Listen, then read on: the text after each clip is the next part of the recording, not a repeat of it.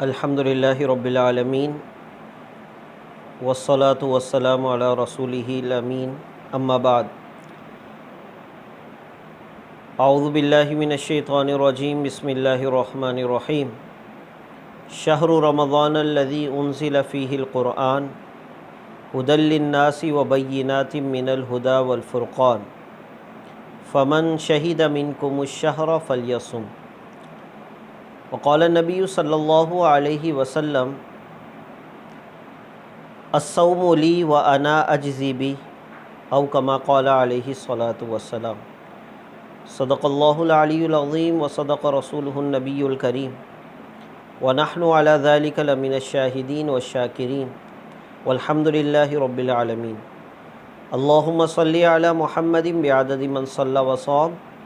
اللہم بارک علی محمد بعدد من قعد وقام اللہم بارک لنا فی رجب و شعبان و بلغنا رمضان آمین یا رب العالمین۔ معزز سامعین، السلام علیکم ورحمۃ اللہ وبرکاتہ۔ آج اس مختصر سے ویڈیو میں آپ سے رمضان المبارک کے استقبال کے حوالے سے بات کرنا چاہتا ہوں۔ معزز سامعین اور ناظرین، رمضان المبارک جو کہ اللہ رب العالمین کا مہینہ ہے، جو کہ قرآن مجید کے نزول کا مہینہ ہے، نبی مہربان صلی اللہ علیہ وسلم، صحابہ کرام رضوان اللہ تعالی علیہم اجمعین، سلف صالحین، اولیاء کرام، تمام کے بارے میں یہ روایات موجود ہیں کہ وہ بہت ہی شدت کے ساتھ رمضان المبارک کی آمد کا انتظار کیا کرتے تھے۔ نبی مہربان صلی اللہ علیہ وسلم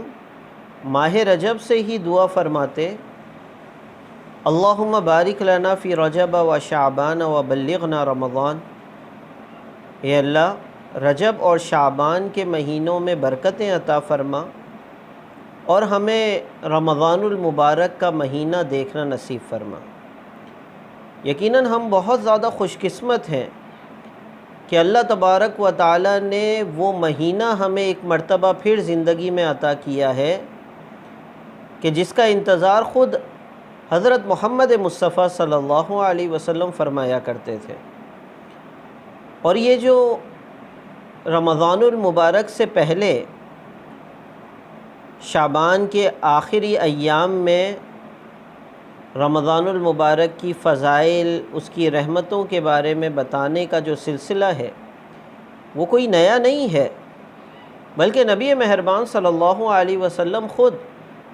صحابہ رضوان اللہ تعالی علیہ مجمعین کو جمع فرماتے تھے اور رمضان المبارک کی آمد پر اس کے استقبال کے لیے، اس کے احترام کے لیے اور اس کی فیوز و برکات کو سمیٹنے کی تلقین فرمایا کرتے تھے۔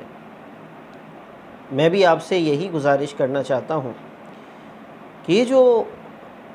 بابرکت اور عظمتوں والا مہینہ بہت ہی جلد ہم پر سایہ فگن ہونے والا ہے اور جس کے آتے ہی رحمت کے دروازے کھل جائیں گے، دن اور رات اللہ رب العالمین کی رحمتیں برس رہی ہوں گی،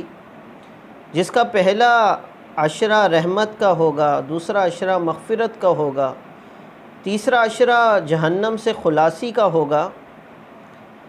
کہ جس کے اندر آخری عشرے میں ایک رات 1000 مہینوں سے بہتر ہوگی، جو کہ صبر کا مہینہ ہے، غریبوں کے لیے اور دیگر ہمارے پڑوسیوں اور رشتہ داروں کے لیے غمخواری کا مہینہ ہے۔ آئیے اس کے استقبال کے لیے آج سے ہی تیاری شروع کر دیں، اس کے لیے نمازوں کا اہتمام، اس کے لیے صدقات کا اہتمام اور اس بات کا عزم کہ انشاءاللہ رمضان المبارک سے پہلے جتنے بھی ہمارے روٹھے ہوئے رشتہ دار ہیں، احباب ہیں، ان کو انشاءاللہ ہم اپنی طرف سے بھی معاف کریں گے اور ان کو منانے کے لیے ہم انشاءاللہ پہل بھی فرمائیں گے۔ معزز سامعین و ناظرین، رمضان المبارک کا ایک خاص وظیفہ جو صحیح ابن خزیمہ کی روایت میں موجود ہے کہ نبی صلی اللہ علیہ وسلم نے فرمایا کہ اس مہینے میں کثرت سے کلمہ طیبہ لا الہ الا اللہ محمد الرسول اللہ کا ورد کرنا ہے۔ دوسرا، کثرت سے استغفار، استغفر اللہ ربی من کل ذنب واتوب الیہ، اے اللہ میں مغفرت طلب کرتا ہوں، میں پلٹ آتا ہوں تیری طرف ان تمام گناہوں سے جو میں نے کیے ہیں۔ معزز سامعین و ناظرین، اور تیسرا عمل یہ ہے کہ جنت الفردوس کا سوال، کثرت سے اللہ رب العالمین سے جنت کی طلب کیجئے۔ یہ اللہ رب العالمین کی رحمتیں برسانے کا مہینہ ہے۔ اس مہینے میں اللہ رب العالمین کی رحمت مکمل طریقے سے سمندروں کی لہروں کی طرح جو ہے جوش میں ہوں گی۔ آئیے انفرادی طور پر اور اجتماعی طور پر ہم ان برستی ہوئی رحمتوں اور سمندر کی لہروں کی مانند موجزن اللہ کی رحمتوں سے جو ہے فائدہ اٹھانے اور اپنے دامن میں بھرنے کے لیے تیاری کریں۔ روزہ رکھنے کا اہتمام کرنا ہے، اس کے اندر نیکیاں کرنے کا اہتمام کرنا ہے۔ کوئی جھگڑا نہیں کرنا، کوئی جھگڑا کرے تو نبی صلی اللہ علیہ وسلم کی سنت کے مطابق اس کو یہ درس دینا ہے کہ میں جو ہے آپ کو جواب نہیں دوں گا کیونکہ میں روزے سے ہوں۔ افطار کے بعد اپنا وقت جو ہے ٹی وی کے سامنے برباد نہیں کرنا، بازاروں کو آباد کرنے کے بجائے نبی مہربان صلی اللہ علیہ وسلم کی سنت کے مطابق تراویح کا اہتمام کرنا ہے، راتوں کو اٹھ کے تہجد کی نماز ادا کرنی ہے، اور سحر و افطار کے ذریعے اور ان اوقات میں اللہ رب العالمین کی بخشش طلب کرنی ہے، جنت کا سوال کرنا ہے۔ معزز سامعین، یہ موقع ہے کہ اللہ رب العالمین نے ہمیں اتنی سانسیں عطا فرمائی ہیں،